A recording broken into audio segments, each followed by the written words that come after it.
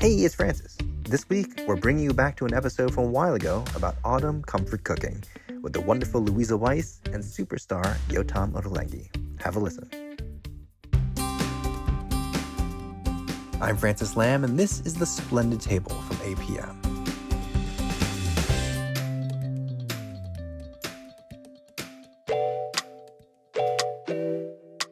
What's comfort food to you?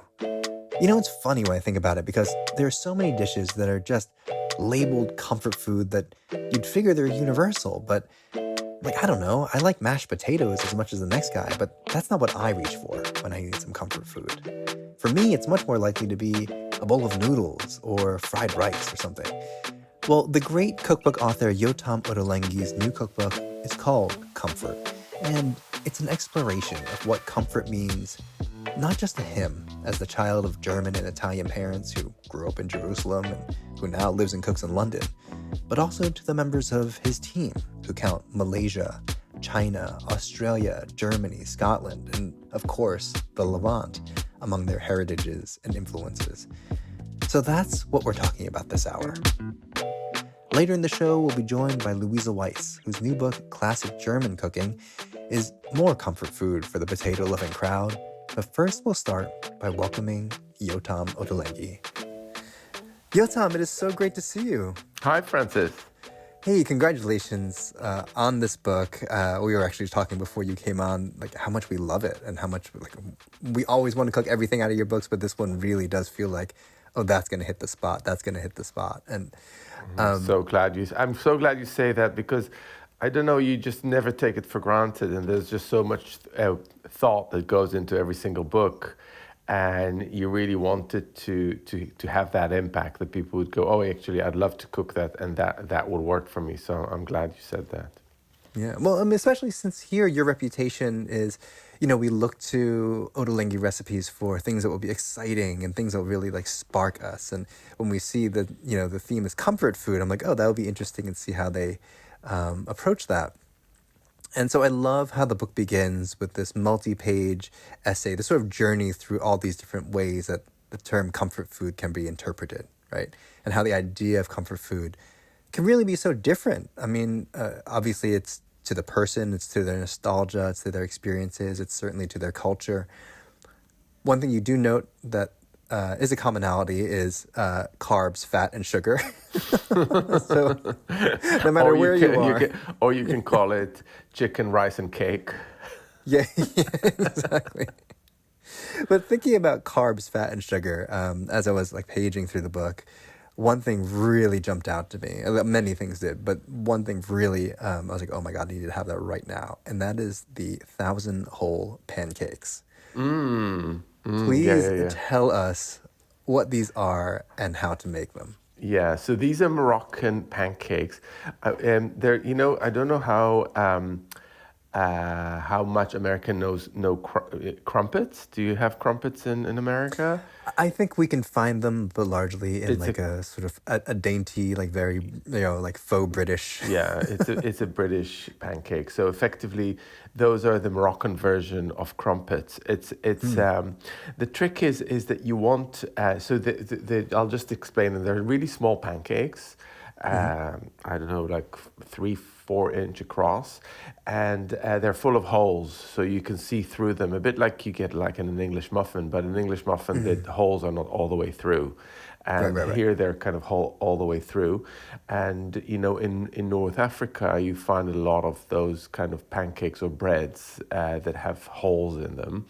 And that has to do with the fermentation process. Obviously, in fermentation, you've got all these air pockets or air bubbles in mixes. So you don't get rid of them; you actually enhance them and nurture them. And so you let the mix bubble away really, really well. So it's got yeast, and the yeast just helps with the addition of a bit of warm water for the mix to really bubble away, and you use it.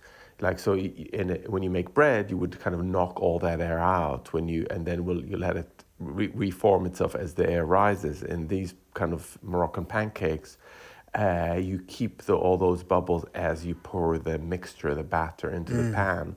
So you have these, 1,000 holes supposedly in every pancake, probably a few less, but it's full of little holes. But it just adds to the wonderful texture.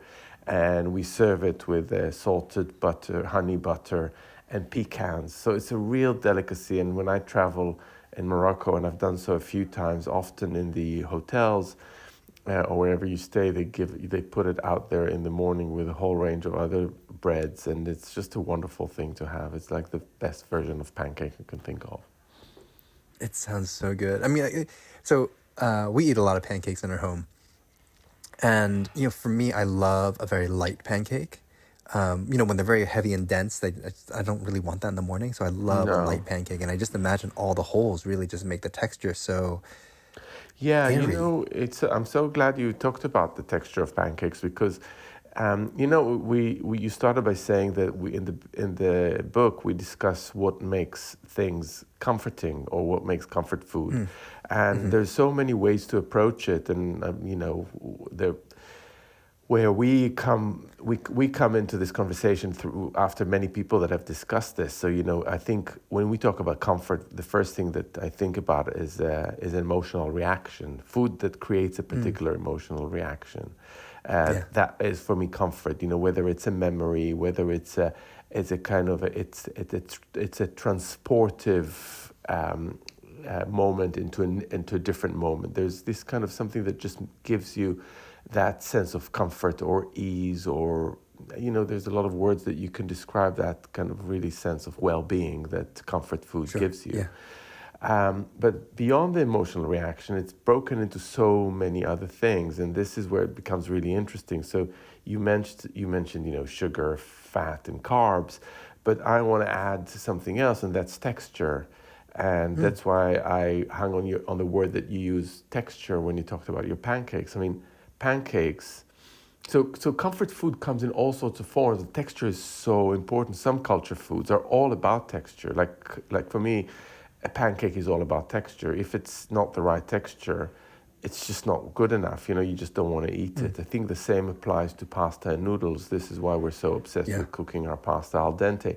If we Yeah. Yeah. overcook our Yeah. pasta, it's not comforting anymore. It's just bin worthy. You just don't want to, Yeah. Yeah. It you just don't makes you want to eat sad. it anymore. It's just, It it makes you really, sad. the sauce is important, but the texture of the noodles or the pasta is so much more important than what you put on it. Because I think we all agree that a really well cooked noodle or pasta just needs a drizzle of oil and some garlic, or a grating of cheese and some black pepper. Yeah. That's Yeah. Yeah. it's not so important. It's the texture that is so important. That's super. Yeah, I think that's super right. There's something. This sounds almost like a stupid thing to say because all eating is obviously physical, but there's something about the physicality of the texture and the physicality of like the sensation in your mouth, like that contributes to the sense of comfort, maybe even more than a flavor. Totally. Yeah, it's that kind of intersection between textures, flavors, getting up close with what you eat. That one thing that I always think about, again, in the context of comfort, is that, as a culture, we tend to kind of create barriers between us and our food, like, oh, we wrap it, we refrigerate it, we put it away, and then we eat with a knife and fork. And these are always in which we create that distance. But if you eat with your hands, it's kind of, or if you eat from a bowl but holding it close to your mouth and kind of either using chopsticks or just sipping it straight from the bowl, it's already adds so much more comfort because it's that kind of close distance between you and the food. And when I look at those pancakes that you've talked about, the first thing I can think about is I could only eat this with my hands, really. It would be ridiculous Yeah. if I took a knife and a fork. Because they're also very good size. You can just lift them with one hand and kind of fold them slightly as you do a slice of pizza and eat it with your hands. And I think there you go, another definition of comfort. It's things you eat with your hands. That's comfort, Yeah, yeah, right? yeah. So it's really interesting how when you try to break it down into its components, it's just so many things. It's texture, it's eating with your hands, it's particular aromas, isn't it? Think chicken. I mean, chicken is the kind of the international comfort food, isn't it? For non-vegetarians. And what is it about the chicken? It's the aroma, isn't it, that comes out of a chicken soup. That's how I see it. Yeah. Chicken is interesting too because if you think about like culturally speaking, it's one of the animal proteins that obviously this isn't universal, but it's like, but pretty far and wide that people could even when times were tough, were a little bit more accessible, right? That's Because right. you have chickens and you'd want to keep them because they would give you eggs, so that was a more sustainable source of food. It wasn't like raising a whole pig or a sheep or all the time and resources it takes. It's easier, isn't it? It's easier to raise chicken in your backyard. You can't do most other animals are just it's not practical. But yeah, and then I also find it very interesting because the chicken. So it's that ease. So comfort comes with ease, doesn't it? It's the ease and accessibility. So you would never say something that takes you 2 days to make. It's maybe the result would be comfort food, but the whole experience might not be very comforting. So it's that there is ease and accessibility in the process. And I think a chicken soup is something that all of us, even if we're not expert cook, think we can master pretty easily because, you all you need is a big pot, a chicken, and some aromatics. I mean, the aromatics are very varied culturally, but they sometimes it's when I was growing up, it was parsley, carrots, celery, and then I started adding ginger and coriander, and I find those very great. But to make a chicken soup is technically one of the easiest things in the world, but you get back so much in return, don't you, in terms of what you could get out of a chicken soup. Yeah, absolutely. Yotam Ottolenghi is the author of Ottolenghi Comfort. I'm Francis Lamb, and this is the Splendid Table from APM.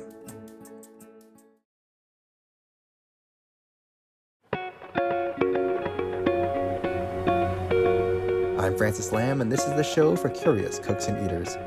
We're talking right now with Yotam Ottolenghi, beloved chef, restaurateur, and cookbook author, about his new book, Ottolenghi Comfort. Let's get back to it with him. I want to go to a dish in this book that I think is actually one of your personal favorite comfort foods, and that's the chicken meatballs. Yeah.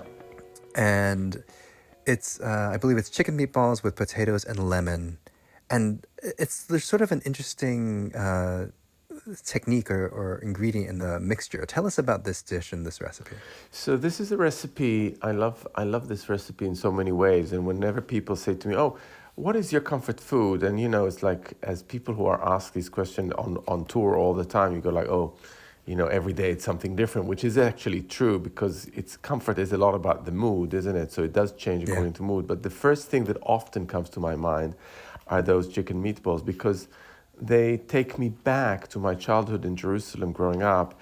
And in the market in Jerusalem, there used to be, in West Jerusalem, in the Jewish part of Jerusalem, there used to be those kind of satellite restaurants, which were really operated by immigrants who worked in the market or lived around the market.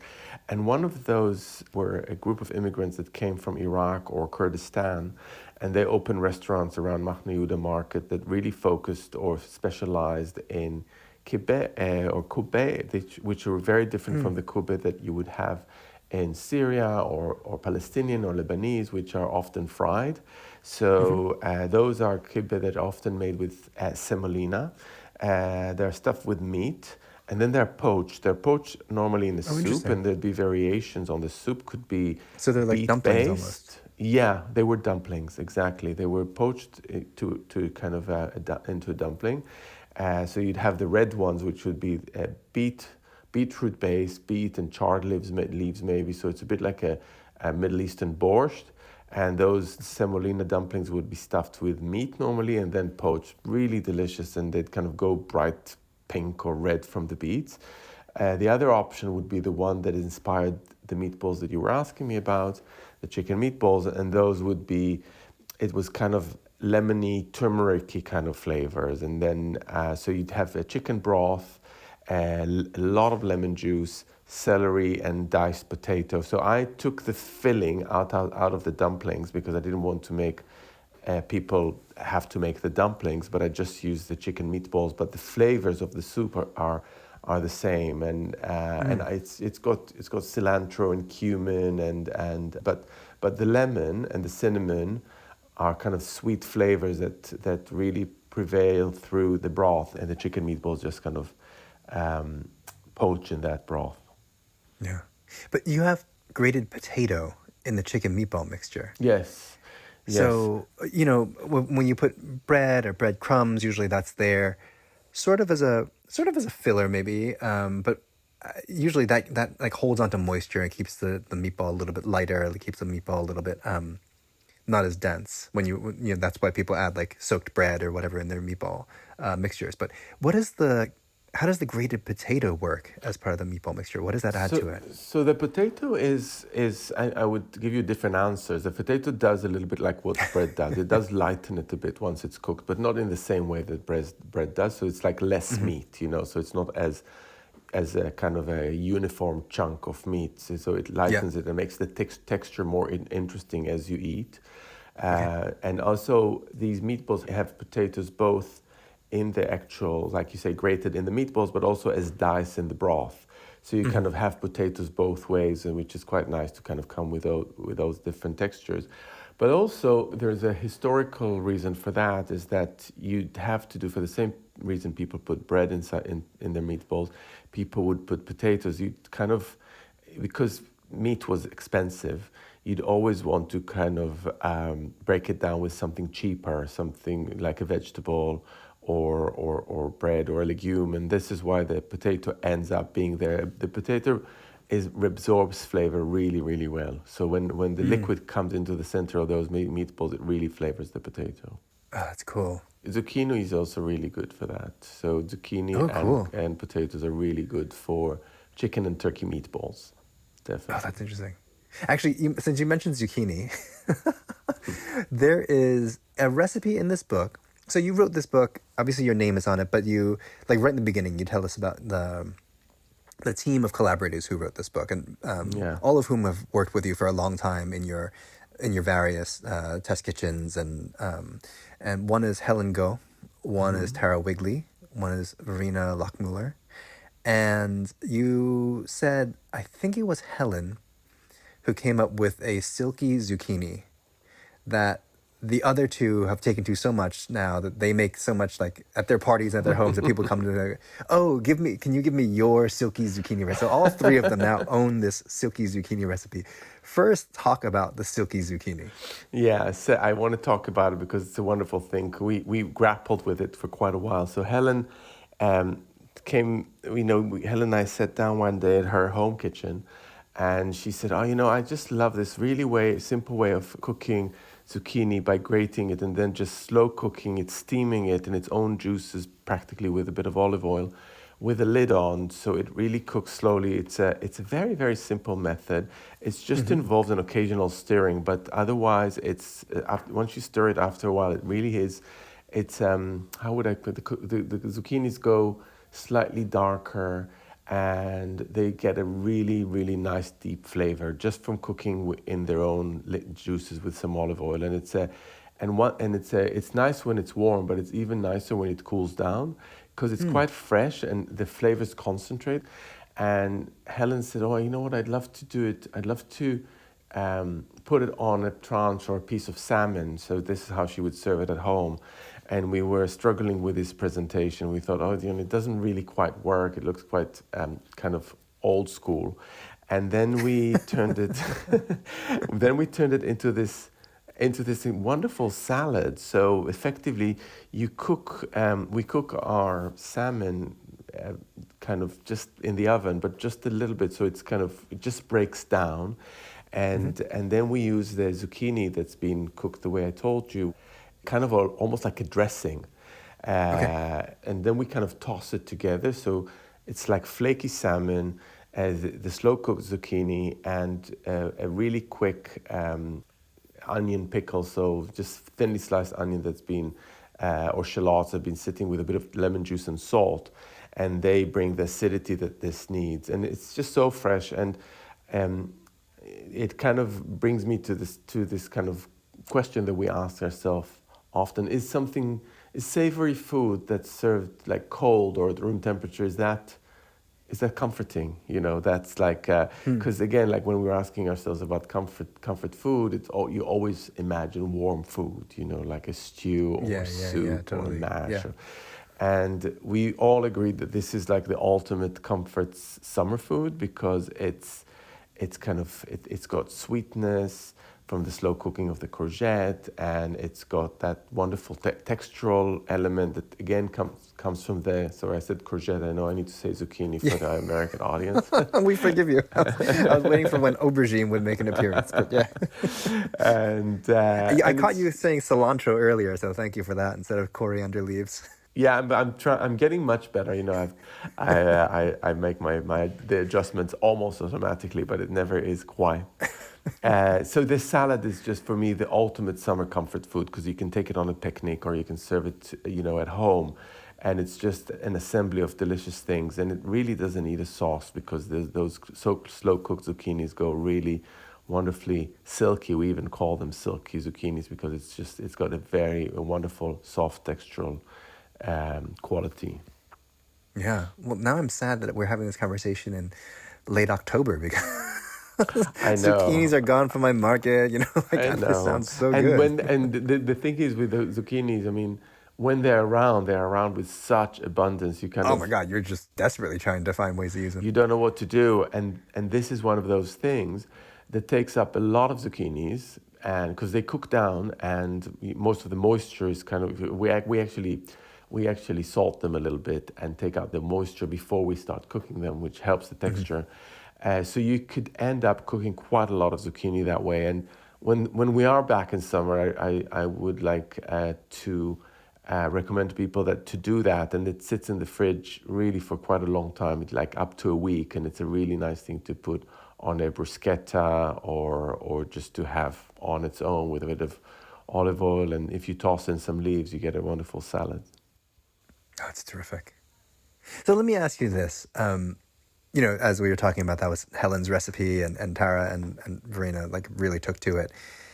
You are so known, for your food for Mediterranean Levantine flavors, and your team that you work with, Helen, Tara, and Verena, and more people presumably, come from many parts of the world or have experience in many cuisines from around the world. How have you changed in your style and your outlook through all the time you've spent with them?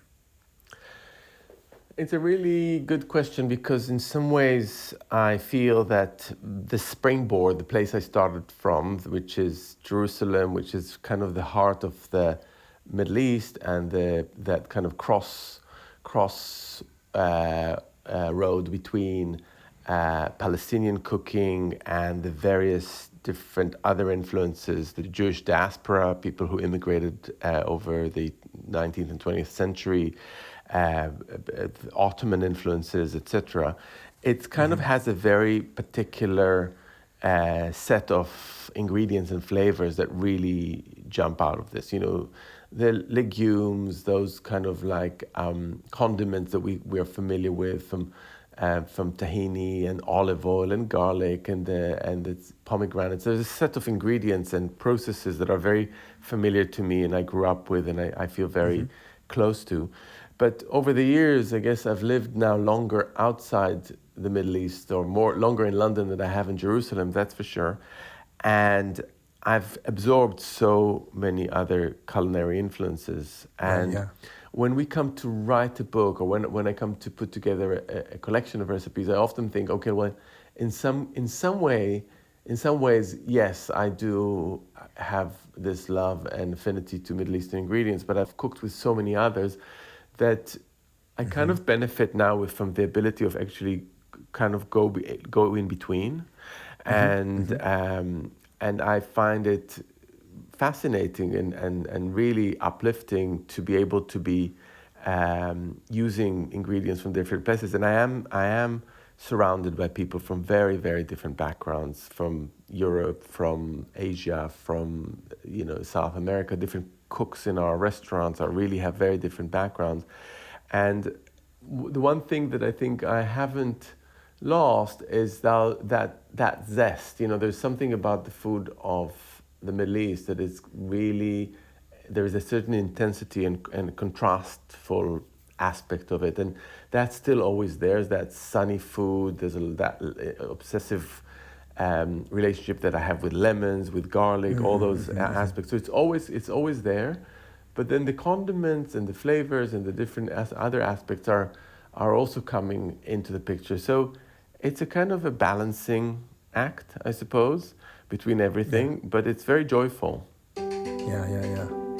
Well, thank you so much, Yotam. Congratulations again on the book, and it's been wonderful talking with you. Thank you, Francis. Yotam Ottolenghi's latest book is Ottolenghi Comfort, along with his collaborators Helen Goh, Verena Lochmuller, and Tara Wigley. And you can find their recipe for 1,000 whole pancakes at splendidtable.org.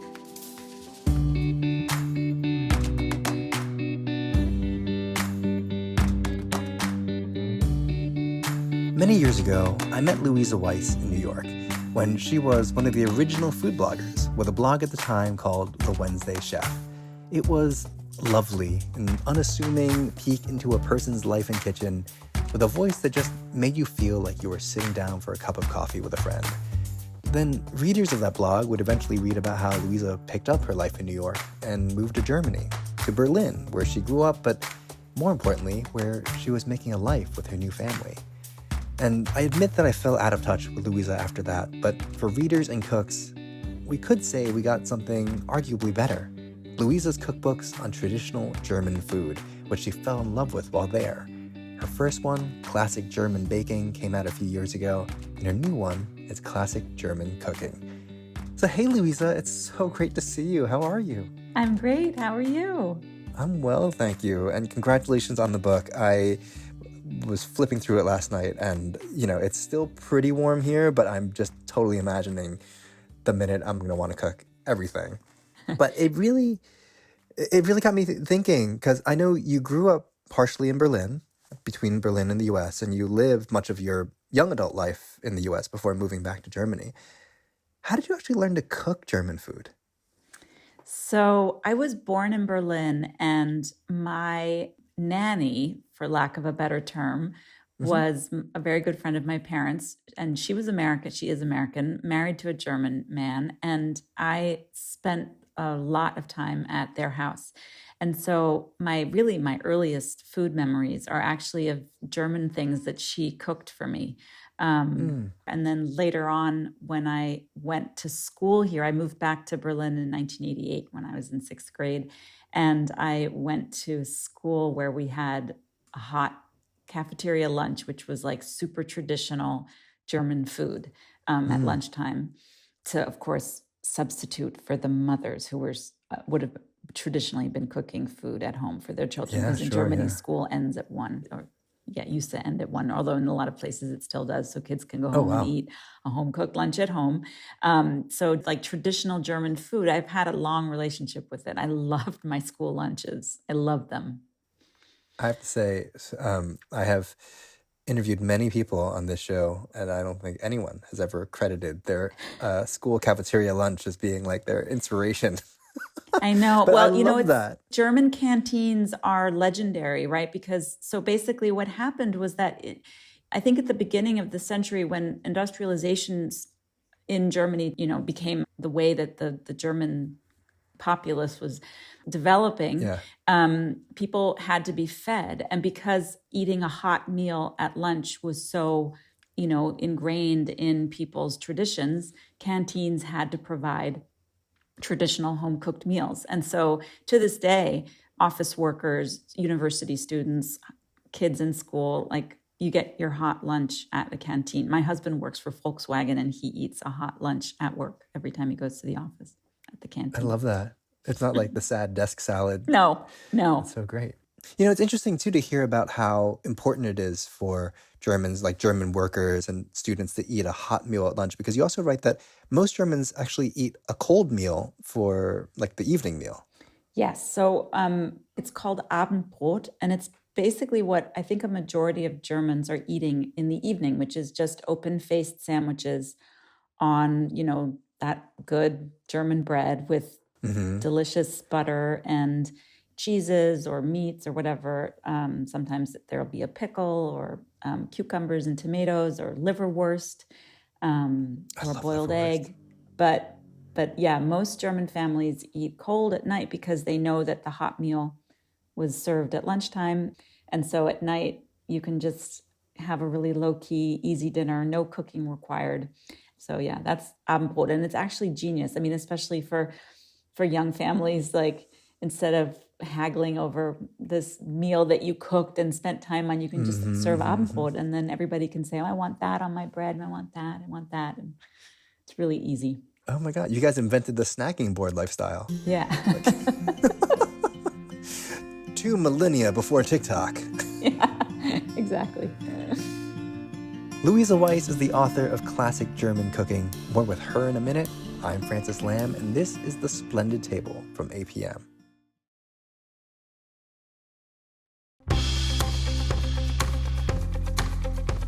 I'm Francis Lamb, and this is the show for curious cooks and eaters. We're talking with Luisa Weiss about her new book, Classic German Cooking. Let's get back to it with her.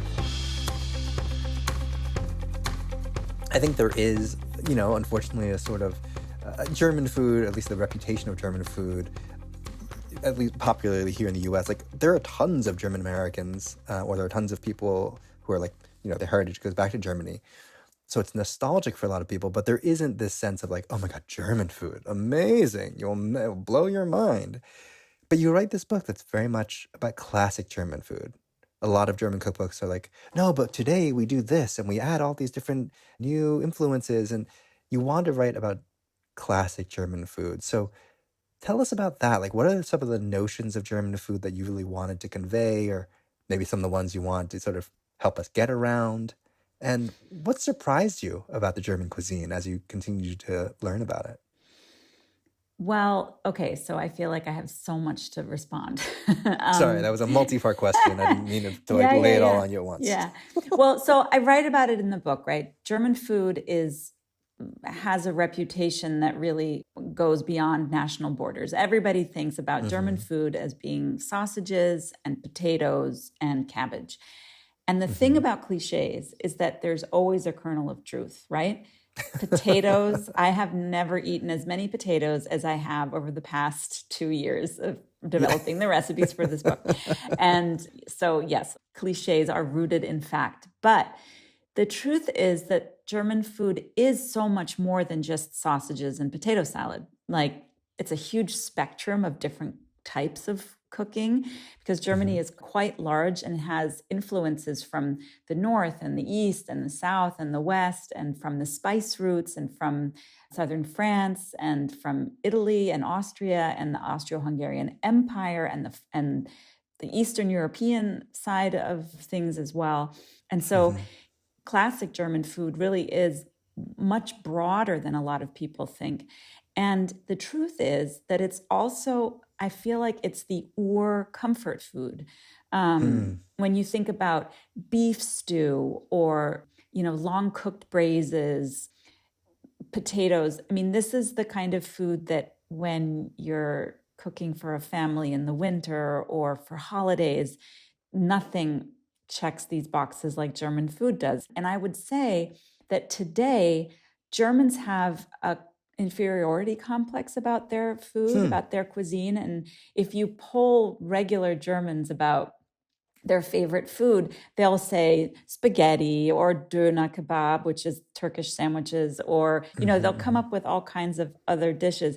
But if you poke at them and you say, no, but I mean, what about German food? Like what your grandmother made? They'd be like, oh yeah, well, I really loved her potato dumplings or the way she made her, Schweinebraten or whatever. But that's not, I mean, people, I can't admit that. And so what I really wanted with the book was to sort of also like give German food the respect that it deserves, I really wanted to show that there is more to German food, to classic German food, than just sausages, and to sort of give people a sense that they can be proud of their German and Austrian recipes, that they're really delicious and really beloved for a reason. And yeah.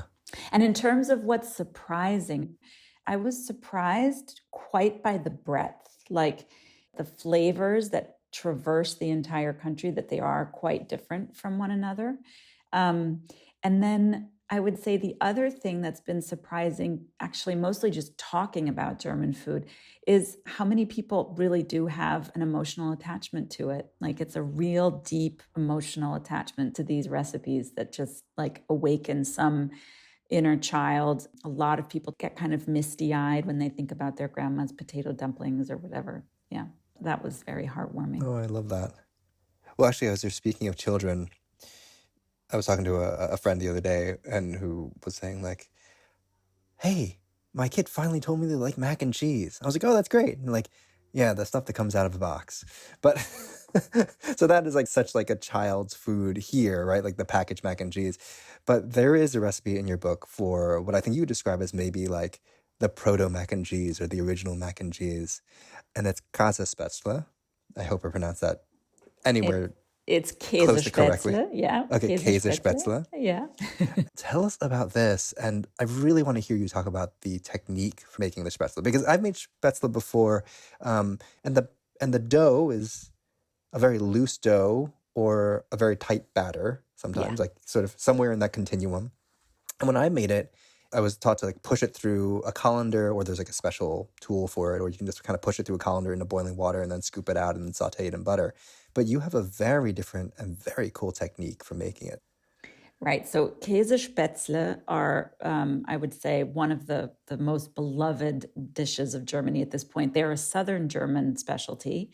And basically you make them by making, I would call it a batter more than a dough, because it's quite loose. You mix together flour and eggs and sparkling water and some salt, and you beat it. You have to beat it with a wooden spoon, and it is exhausting. It's not easy. And then the traditional way to make them, to make the noodles that you then later turn into Käsespätzle, is you smear some of this batter on a cutting board, like a flat cutting board, and then you sort of hold it at an angle over a pot of boiling salted water, and with a very sharp knife or with a sharp bench scraper, you kind of shave bits of this smeared batter into the boiling water. Mm-hmm. This is the most traditional and the oldest way of making spätzle. I think I write in the book that they have records of this being the way to make spätzle since like the 12th or 13th century. Oh God, wow. Yeah. And so nowadays you can use what a lot of people use is a Spätzlepresse. It kind of looks like a potato ricer. And I've tried making it with, I have a potato ricer and I've tried making Spätzle with it. They turn into more little nubs.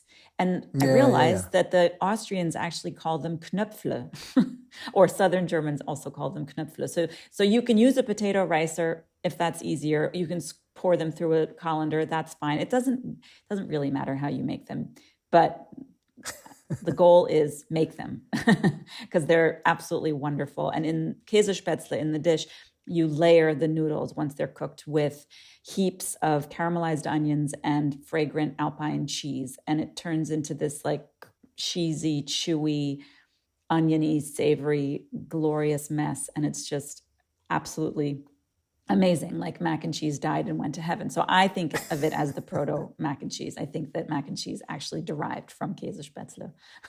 I don't know if it's true, but that's my story.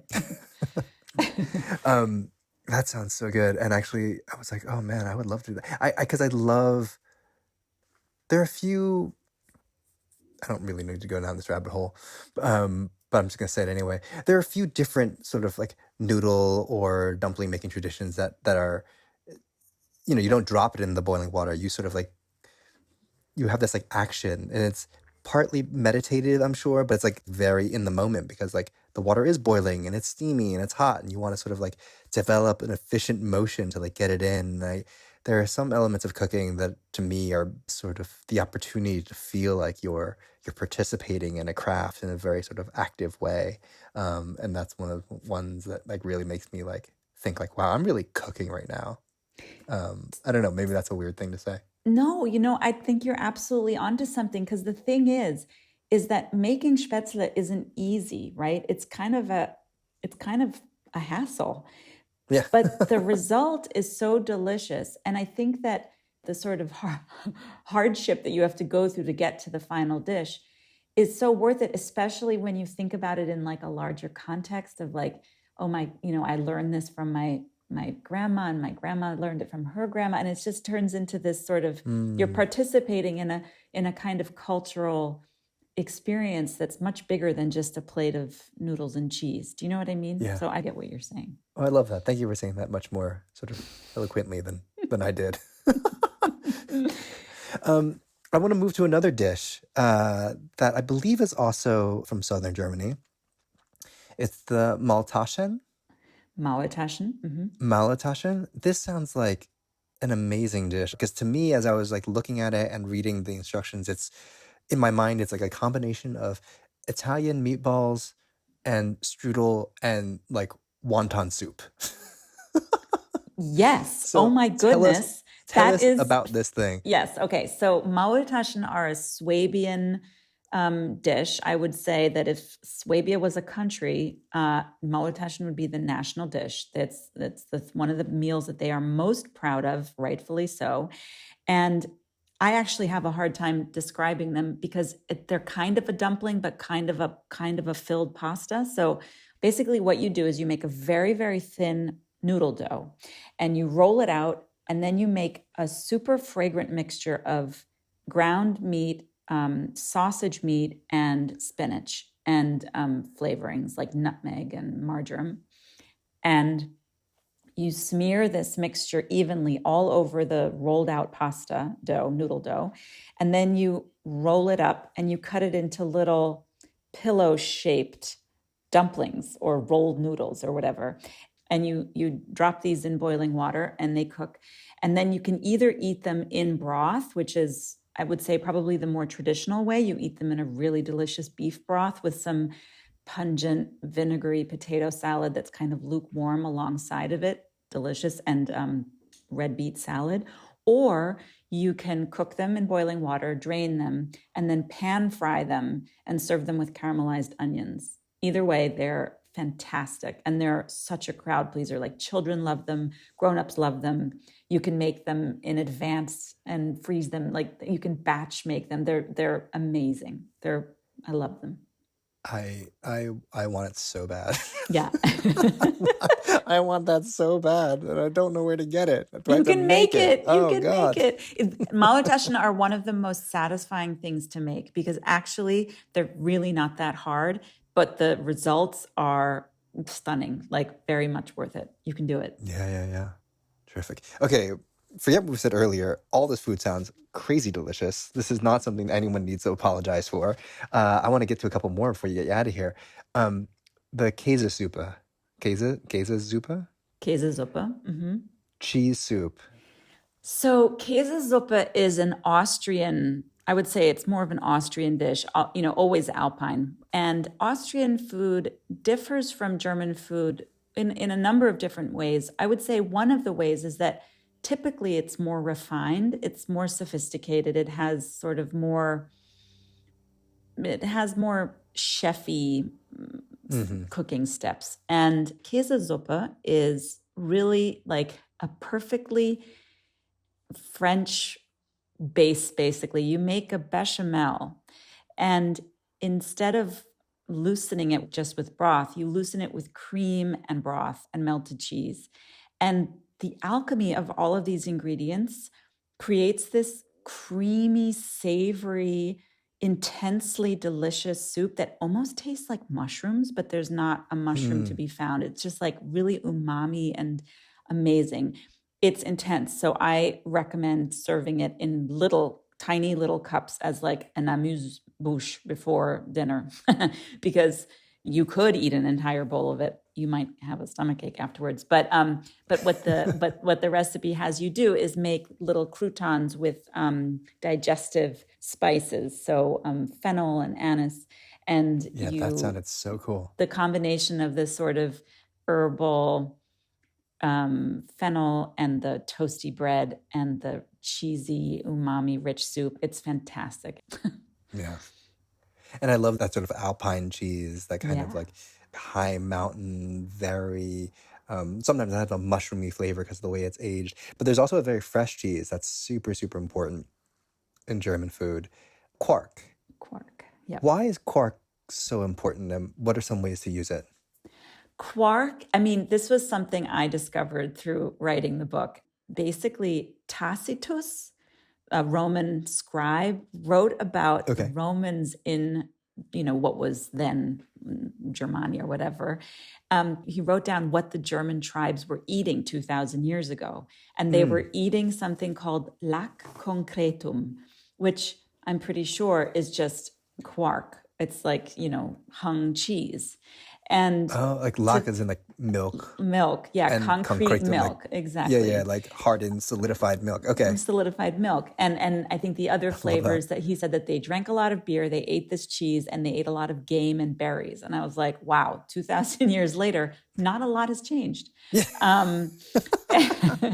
And so quark is this fresh cheese that's made from, well, the recipe that I give, you take fresh buttermilk and you bake it at a very, very low temperature in the oven, and then the whey separates from the solids, and you hang this in a cheesecloth overnight, and what remains in the cheesecloth is quark. And it's this fresh cheese. It's very, very light. It has hardly any fat in it. It has kind of a sour flavor, and it's incredibly versatile. You can use it as a spread on your bread in the morning. You can eat it instead of yogurt.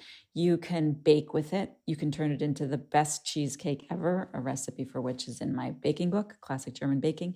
You can turn it into little quark fritters that are rolled in sugar and sold at Christmas markets, or served as an afternoon snack. It's just like I can just one imagine of that like tangy buttermilk flavor, but fried and then covered in sugar. I mean, oh God, sign me up. Yeah, it's an amazing ingredient, and it's such a huge part of the German diet that Germans don't even really understand how unusual it is that other countries don't eat quark. So yeah. Outside of Germany, hardly anybody knows about it. I mean, even Germany's neighbors, direct neighbors. I mean, Austria, obviously, they call Quarktopfen, but the other countries, they're like, quark? Yeah, so I have a lot of recipes for quark in the book. I think one of the most beloved, like my husband's favorite, he has a lot of favorite recipes, but one of his favorite things to eat is a really traditional dish from northern Eastern Germany, which is just boiled potatoes, peeled, served with quark that's been flavored with parsley and chopped onions and scallions, and a little drizzle of linseed oil. And this is considered like the healthiest, most nutritious meal that you could eat. And it's very, very cheap. And to this day, if you go to the canteen, for example, the city hall near my apartment, which is where JFK gave his famous speech in 1962 or whenever that was, they have this dish, potatoes with quark and oil, on the menu every single day of the week because it only costs like €4. Oh, right on. And look at that. Classic German food. Potatoes and cheese. Yeah. I mean, yeah. I try to, there are other things in the book besides potatoes and cheese. I know, I'm sorry. I kept going to all the cheese dishes, but oh man, it just sounded amazing. All right. Well, Luisa, it has been such a blast talking with you. It's been so great to see you, and congratulations on the book. Thank you so much. It was really nice to talk to you too. Luisa Weiss is the author of Classic German Cooking. You can find her recipe for Käsespätzle, Swabian Noodles with mountain cheese and caramelized onions at splendidtable.org. And that is our show for this week. Thank you for spending the time with us. We hope you have something comforting today.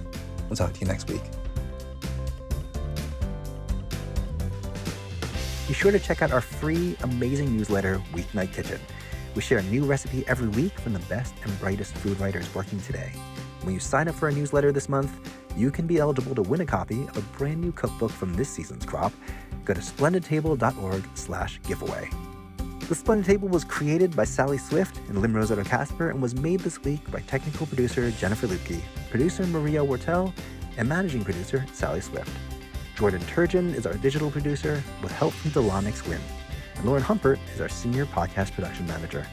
I'm Francis Lamb, and this is APM, American Public Media.